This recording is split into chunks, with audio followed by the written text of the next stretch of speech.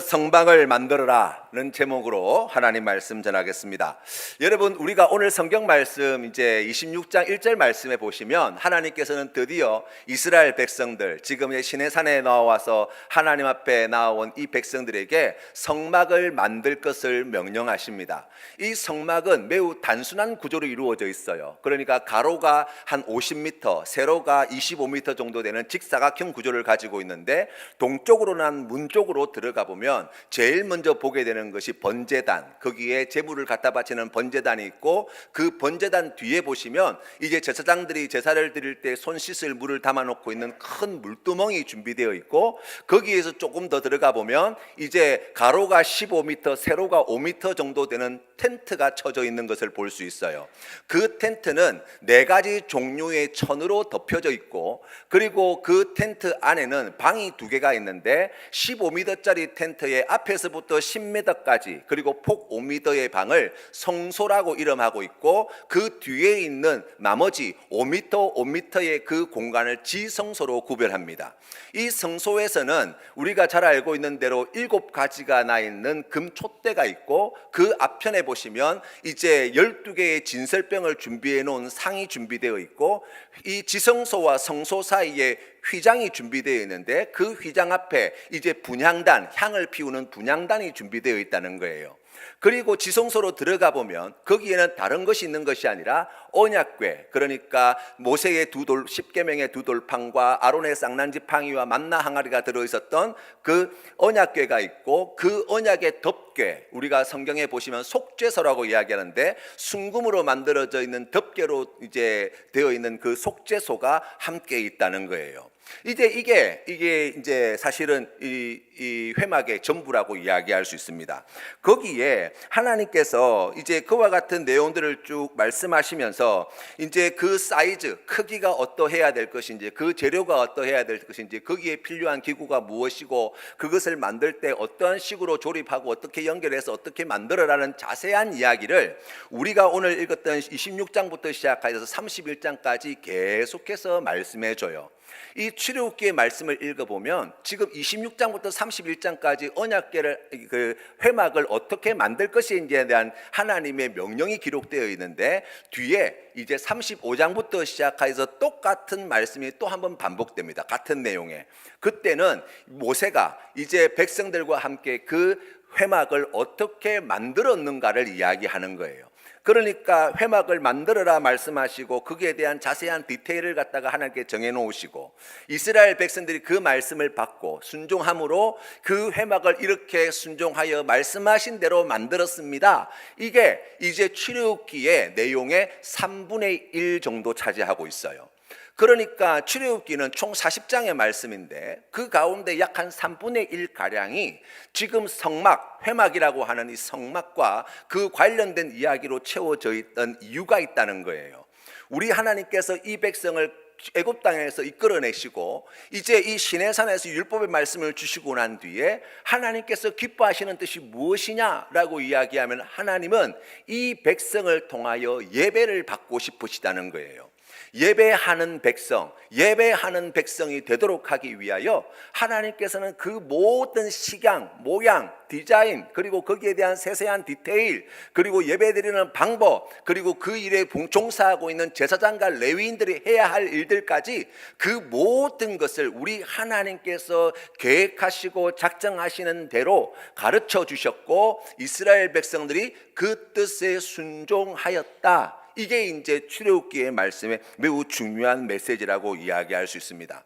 여러분, 우상에게도 제사 드려요. 우상에게도 예배를 드리는 행위가 있습니다. 그런데 이 우상에게 드리는 제사와 예배, 이와 같은 것들에는 한 가지 매우 중요한 이제 차이점을 발견하게 되는데, 여기에는 사람이 중심이에요.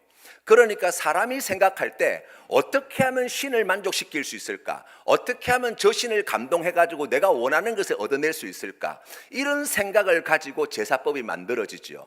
그래서 우리가 잘 알고 있는 바알신이라든지 아세라신이라든지 몰렉, 밀고 이런 여러 가나안 종교들의 이야기를 성경을 통해서 보게 되어지는데, 그 제사법이 가지고 있는 공통분모가 무엇이냐면 인간의 욕구와 욕망을 충족시켜주는 그와 같은 제사 행위들이 벌어지는 거예요. 그러니까 성적으로 굉장히 문란하고 음주 가무가 뭐 당연시 되어지고, 그리고 거기에 사실 사람으로서 도저히 할 수 없는 매우 어떻게 생각해 본다면 이건 너무나 비참하고 너무나 무섭다고 할 정도의 그와 같은 살육의 현장을 보게 되는데, 자기가 자신의 몸에서 난 자식을 그 불 가운데 태워서 신에게 바치는 그와 같은 제사법, 그리고 또 고행과 같은 이와 같은 일들 말입니다.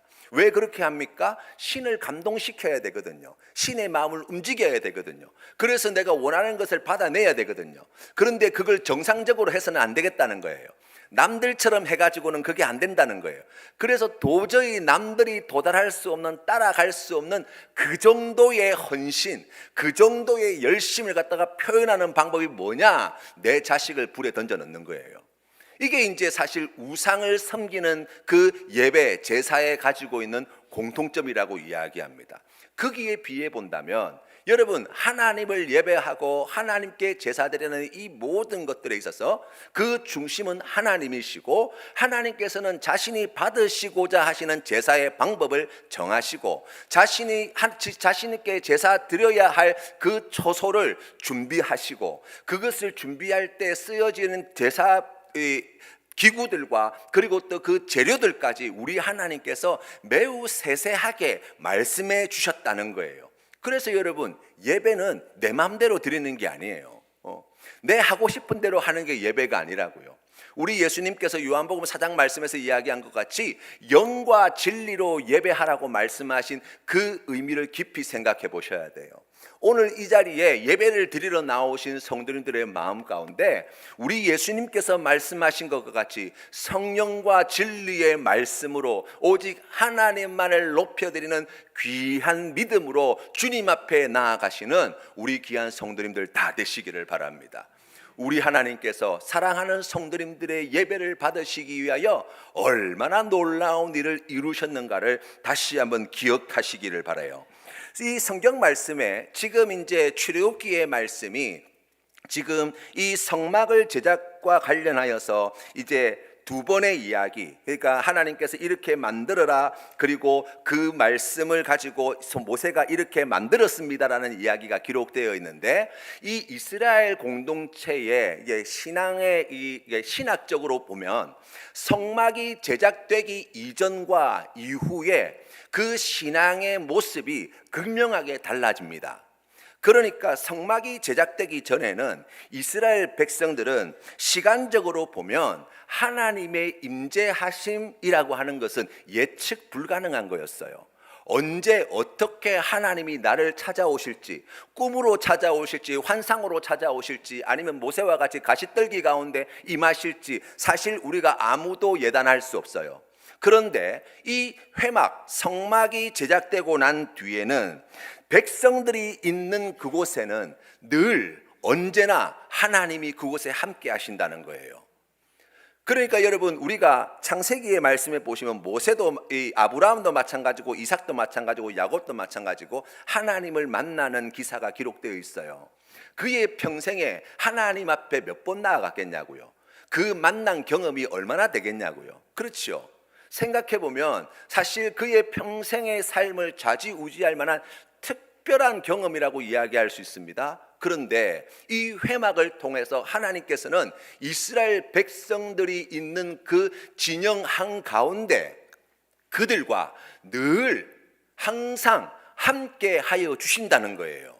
두 번째로 우리가 거리적으로 이야기해 본다면 예전에는 하나님이 계신 곳 이러면 찾아가야만 했어요.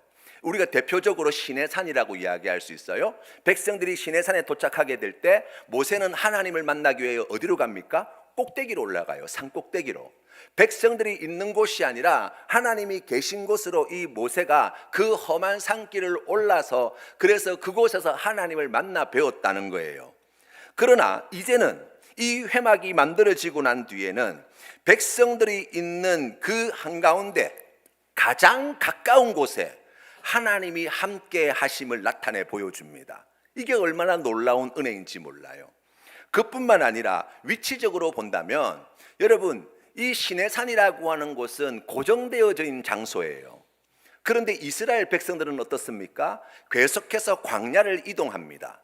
그러니까 하나님을 만나기 위해서 고정된 어떤 특정한 지역, 어떤 산으로 가서 예전에 하나님을 만났다라고 이야기한다면, 이제는 하나님이 이스라엘 백성들을 인도해 주실 뿐만 아니라 그 인도하시는 곳곳마다 우리 하나님께서 함께 이 백성들과 동행해 주신다는 거예요. 그러니까 그것을 의미하는 그와 같은 내용들을 상징하는 이 성막을 통해서 우리 하나님께서 사랑하는 백성들에게 얼마나 큰 은혜를 베풀어 주셨는가를 이해한다고 할 수 있어요. 여러분, 이 성막의 내용을 가만히 들여다보면 이스라엘 백성들이 하나님 앞에 나아가게 되어지는 이와 같은 은혜를 누리게 되어진 것은 오늘날 우리가 하나님 앞에 나아가는 그와 같은 과정과 매우 밀접한 관계를 가집니다. 우리가 어떻게 하나님의 보좌 앞에 나아가게 되었습니까? 우리가 오늘 임내성으로 함께 부른 찬양과 같이 예수 그리스도 그 십자가 보혈의 은혜가 아니고서는 예수 그리스도께서 그의 육체의 몸으로 하나님과 우리 사이에 막혀있는 그 모든 담들을 허물어뜨리지 않고 우리를 하나님과 화목하게 하지 않으셨다면 결코 이루어질 수 없는 일이에요.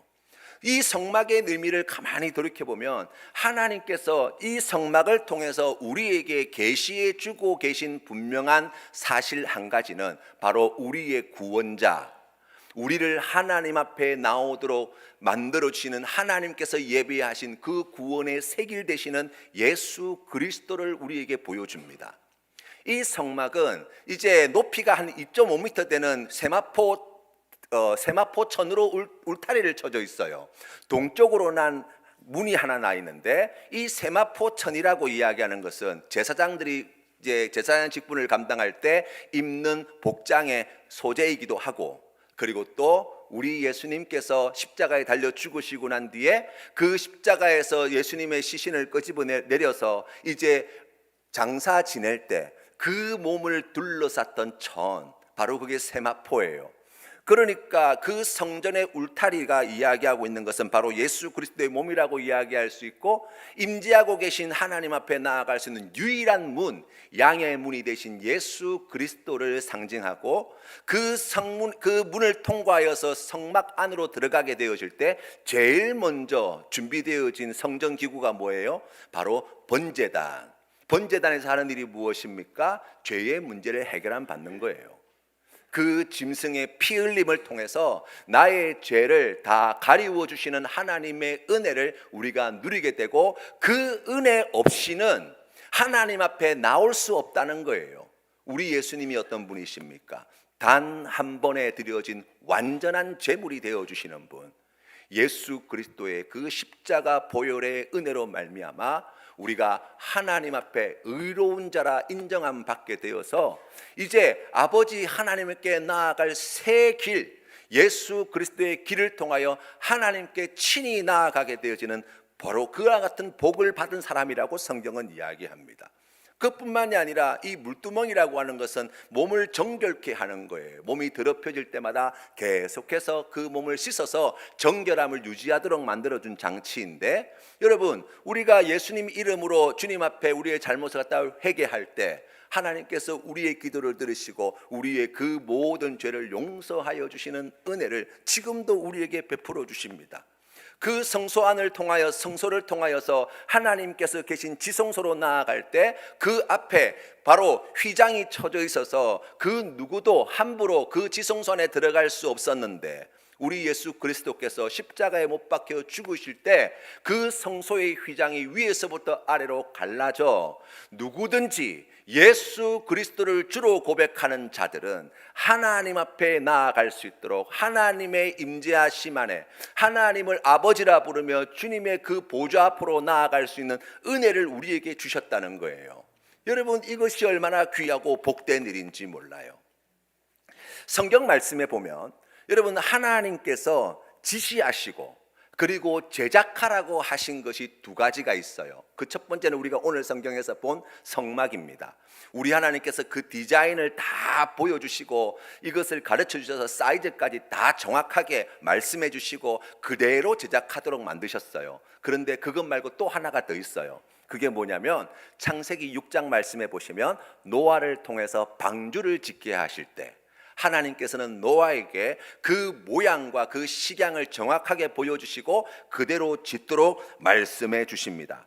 성경 말씀에 보니까 이 노아가 그 방주를 지을 때에 하나님께서 그와 같은 말씀을 주시고 그 방주를 제작하게 되어지는데 그 방주의 소재 고페르 나무 그리고 또 그 방주의 사이즈 길이가 300규빗이고 높이가 30규빗이고 이런 여러 가지 사이즈 층이 몇 층이 되어지고 거기에 벽실을 어떻게 두고 이 모든 것들을 다 가르쳐 주셨다는 거예요.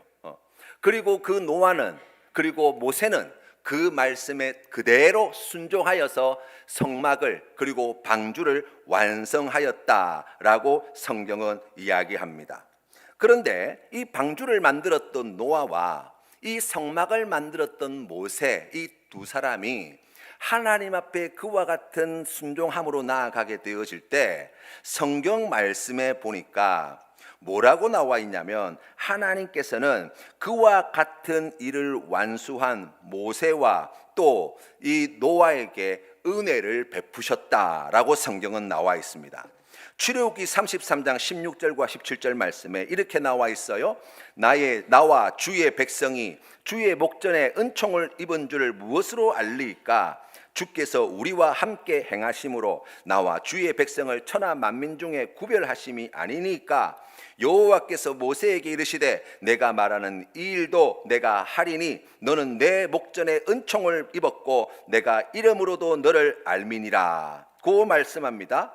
또 노아는 그때 당시에 온 세상 사람들이 죄악에 물들어 가지고 죄악이 넘쳐나서 하나님께서 사람을 지으신 것을 후회하셨다라고 말씀하실 만한 그 어둡고 절망적인 상황 속에서 그러나 노아는 하나님께 은혜를 입었더라고 성경은 기록합니다.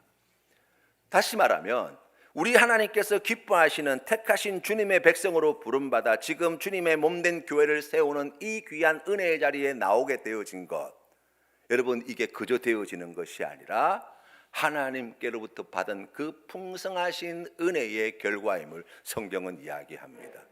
우리가 에베소서의 말씀을 통해서 하나님께서 우리에게 베푸르신 놀라우신 복에 대한 이야기를 하였어요. 1장 말씀에 나와 있죠.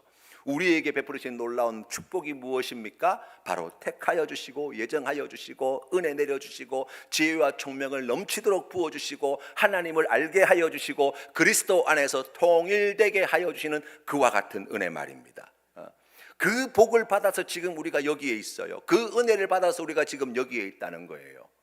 우리 하나님께서 우리를 만세전에 택하여 부르지 않으셨다면 우리의 인생길 하나님께서 우리의 인생길의 도착 지점을 준비하시고 우리의 인생길을 그와 같은 길로 인도해 주지 않으셨다면 우리로 하여금 그 풍성하신 지혜와 총명을 넘치도록 부어주셔서 하나님을 알게 하시지 않으셨다면 그리스도 안에서 우리가 통일되지 않았다면 여러분 우리가 결코 설 수 없는 그 자리 바로 노아와 모세가 받았던 그 은혜 또한 우리도 받은 자임을 성경은 이야기합니다.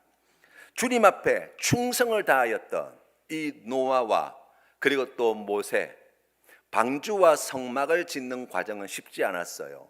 성경 말씀에 보면 이 방주를 지을 때에 몇 년 동안 지었다라고 정확하게 기록되어 있지는 않지만 그 나이 성경에 나와 있는 나이를 가지고 추산해 본 때 약 100년에서 120년 정도의 시간이 걸렸을 것이다. 600세에 이제 비가 내리기 시작하였으니까 480세 때 노아의 이야기가 기록되어 있으니까 그 사이를 추산해 본다면 약 한 120년, 100년 이렇게 추산해 볼 수 있어요.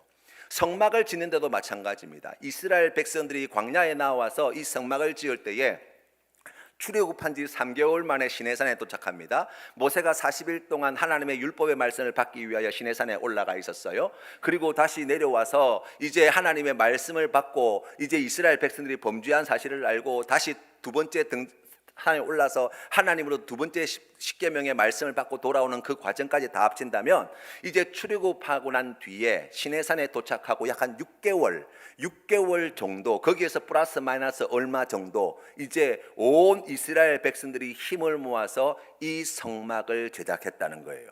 그러나 시간이 오래 걸리고 힘든 과정이면 분명하지만 그와 같은 일을 충성을 다하여 감당하였을 때 성경 말씀에 보니까 하나님께서는 노아도 모세도 하나님으로부터 복을 받았다라고 성경은 이야기합니다. 창세기 9장 1절 말씀에 보니까 하나님이 노아와 그 아들들에게 복을 주시며 그들에게 이르시되 생육하고 번성하여 땅에 충만하라 말씀하십니다. 이 출애굽기 39장 43절 말씀에서도 모세가 그 마친 모든 것을 본즉 여호와께서 명령하신 대로 되었으므로 모세가 그들에게 축복하였더라고 말씀하고 있어요. 그러면 여러분, 하나님께서 우리를 이곳에 부르신 이유가 무엇입니까? 하나님이 우리의 예배를 기뻐 받으시는 이유가 무엇입니까? 우리를 택하시고 부르시고 자녀 삼으셔서 주님의 몸된 교회를 세워가는 이 귀한 일에 헌신토록 하시는 이유가 무엇입니까? 복 주시기 위해서예요. 복 주시기 위해서. 우리가 세상에서 얻을 수 없는 그 놀랍고 풍성한 복을 받아 누리도록 하기 위하여 우리 아버지 하나님께서 우리를 택하여 주시고 부르시고 주님의 몸된 교회를 세우는 이 귀한 일에 쓰임받게 하여 주시고 하나님 앞에 순종함으로 나아갈 때 약속하신 말씀대로 그 모든 풍성한 은혜와 복을 넘치도록 받아 누리는 복된 이름들이 되게 해 주신다는 거예요. 여러분의 마음 가운데 이 믿음의 고백이 있어야 되지 않겠습니까?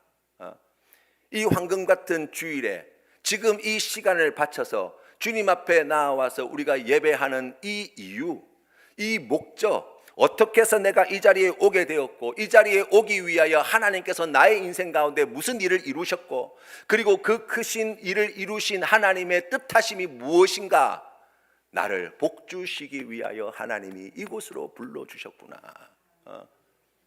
여러분, 그렇게 생각해 보면 예배 자리가 얼마나 기쁘고 설레요. 우리의 예배의 자리가 얼마나 복되고 은혜가 넘치겠냐 말이에요. 우리 하나님의 그 마음을 깊이 알아가시는 우리 성도님 되시기를 바랍니다. 또 방주와 성막이 가지고 있는 공통분모가 있어요.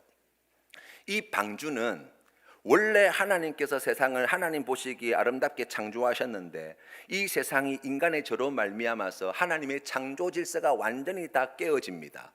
그래서 이 죄가 세상에 이 차고 넘쳐서 하나님께서 물로 세상을 심판하셔서 온 홍수가 온 지면을 다 덮게 되었다는 거예요. 여러분, 이게 무슨 말씀입니까? 발 디딜 곳이 없다는 거예요. 거처할 곳이 없다는 거예요. 거기에서 사람이 생존할 수 없는 곳이 되었다는 거예요. 그 황량하고 혼돈하고 이 황폐한 그 홍수난 그곳에 하나님께서는 이 물 위에 방주를 띄우시고 택하신 백성들을 구원하여 하나님께서 작정하시는 그 마른 땅으로까지 그 방주를 통하여 인도해 주셨다는 거예요. 이 성막은 어떻습니까? 여러분, 이 성막은 이스라엘 백성들이 광야에 나왔을 때 하나님께서 주십니다. 이 성막을 제작하고 난 뒤에 이스라엘 백성들은 광야 생활을 40년 동안 하게 될 거예요. 그렇게 생각해 본다면 여러분, 정말 척박한 광야, 그 뜨거운 태양빛이 내려지고 밤에는 추위에 몸서리를 칠 만한 그런 황량하고 마실 물도 없고 양식도 없는 그 돌짝밭과 같고 사막과 같은 그 광야길을 걸어가는 인생길 가운데 하나님께서 그 황폐한 광야길 가운데 이 백성들을 보호하시고 약속하신 가나안 땅까지 그 백성들을 품어 안으시기 위하여 준비하신 구원의 방주와 같은 역할을 하는 것, 바로 그게 성막이라는 거예요. 이게 어디로 연결되어집니까? 바로 오늘날의 교회로 연결되어지죠. 이 어지럽고 혼탁한 세상 가운데 하나님이 나를 어떻게 보호하시고 하나님이 나를 어떻게 인도하시고 하나님께서 나를 어떻게 그 은혜로 보살피시나 라고 이야기할 때 교회를 통해서 우리를 구원하시는 그 놀라운 구원의 은혜를 하나님께서는 어떻게 우리에게 주시나? 교회를 통해서.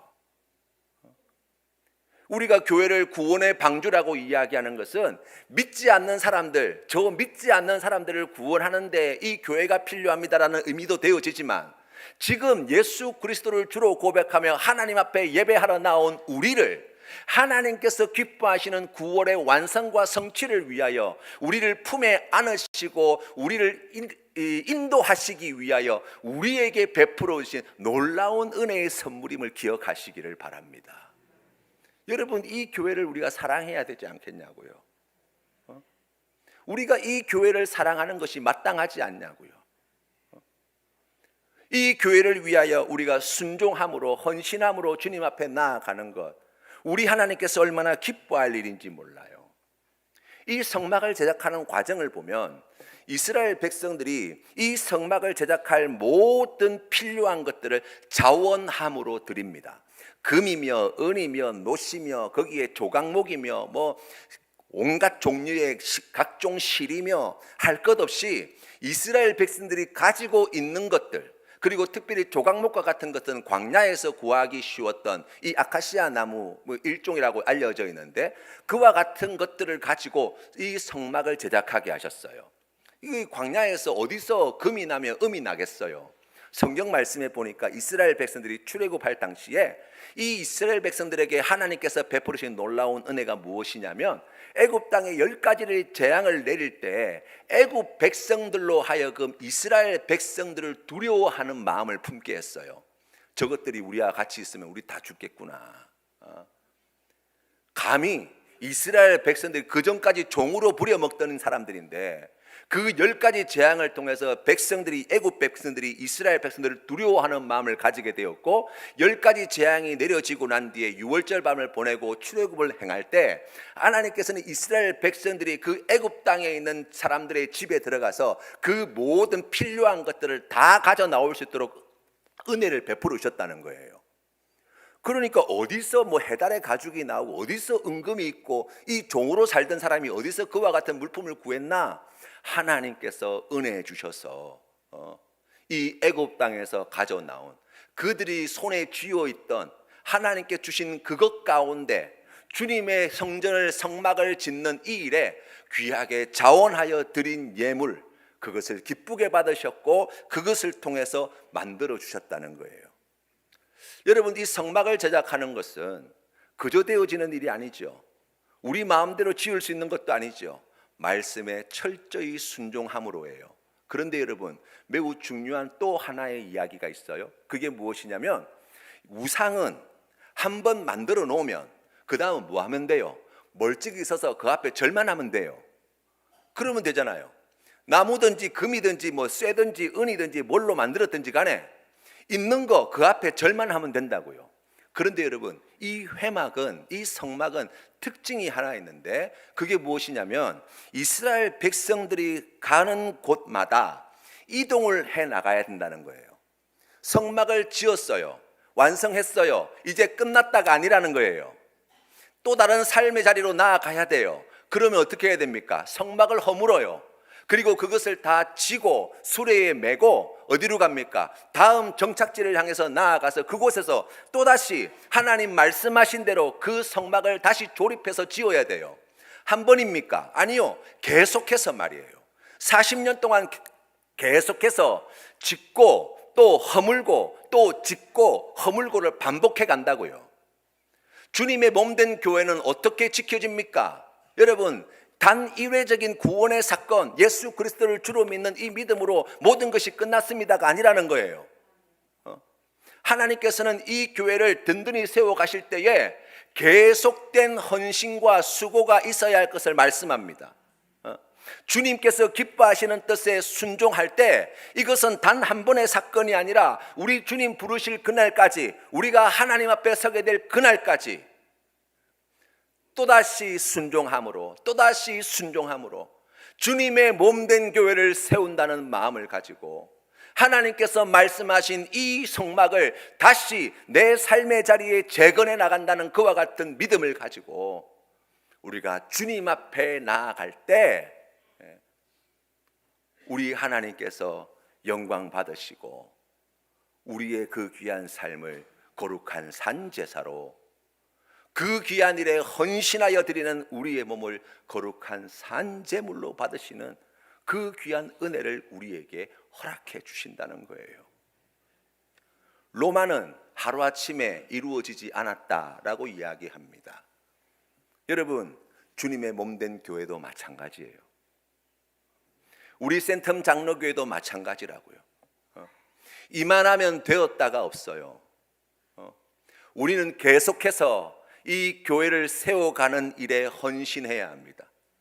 하나님께서 기뻐하시는 그 부르심 앞에 순종함으로 나아가야 합니다. 없는 것으로가 아니라 하나님이 이미 우리에게 주신 모든 것을 가지고 하나님을 예배하는 것이 내 삶의 가장 귀하고 소중하고 중요한 일임을 고백하며 이 일을 위해서 예수 그리스도께서 십자가에 피 흘려 죽으신 그 보혈의 은혜를 고백하며 우리가 있는 그곳에 교회를 세우는 이 일을 위하여 함께 힘쓰는 것, 우리 하나님께서 기뻐하시는 일이에요. 각양 많은 재료들이 동원됩니다. 그런데 여러분, 구슬이 서말이어도 꿰어야 보배 아니에요? 오늘 우리가 읽은 본문 말씀에서 제일 많이 반복되는 단어가 뭐냐? 연결이라는 단어예요. 가죽을 바쳤어요. 한 장으로 됩니까? 아니요. 여러 가죽들이 연결되어져야 돼요. 하나님 앞에 여러 가지 실을 드렸어요. 그거 실로만 쓸 수 있습니까? 아니요. 시질과 날줄이 함께 엮여져서 배를 만들고 거기에 또다시 술을 놓아서 하나님께서 기뻐하시는 일을 이루어내고, 그리고 거기에 있는 조각목이며 이 모든 것들, 각종 천, 이 모든 것들이, 배 이런 것들이 그냥 한 장으로 덜렁 쓰이는 것이 아니라 함께 연결되어서 하나가 되어질 때 온전한 성막, 온전한 교회가 되어진다고요. 우리 센텀 장로교회가 그런 교회가 돼야 돼요. 나 혼자 예수 믿고 나 혼자 신앙생활 열심히 하면 되고 나 혼자 주님 앞에 뭐 부끄러움이 없이 그렇게 살면 되는 거지. 아니요, 그건 교회를 몰라서 하는 이야기예요. 이 험한 세상, 하나님께서 우리를 지키시고 보호하시고 인도하셔서 약속하신 가나안 땅까지 우리를 인도하실 때 하나님께서 우리의 인생 가운데 이 아름다운 성막을 지으라고 명령하신 그 뜻을 우리가 깊이 깨달아 안다면, 하나, 성령의 하나 되게 하신 것을 힘써 지키는 이 일이야말로 여러분, 우리 교회가 하나님께서 기뻐하시는 교회로 변화되는데 너무나 중요한 사역임을 깨달아 알게 됩니다. 사랑하는 성도 여러분, 우리 하나님께서 이 성막을 통해서 오늘 또다시 교회를 말씀하고 계십니다. 주님의 몸된 센텀 장로교회를 함께 지어가는, 세워가는 이 귀한 일에 부르심을 받은 우리 모든 성도님들의 마음 가운데 하나님의 선하신 뜻을 깨달아 하나님의 뜻에 순종함으로 주님 앞에 함께 한 마음으로 나아가는 귀한 은혜 있으시기를 주님의 이름으로 축원합니다.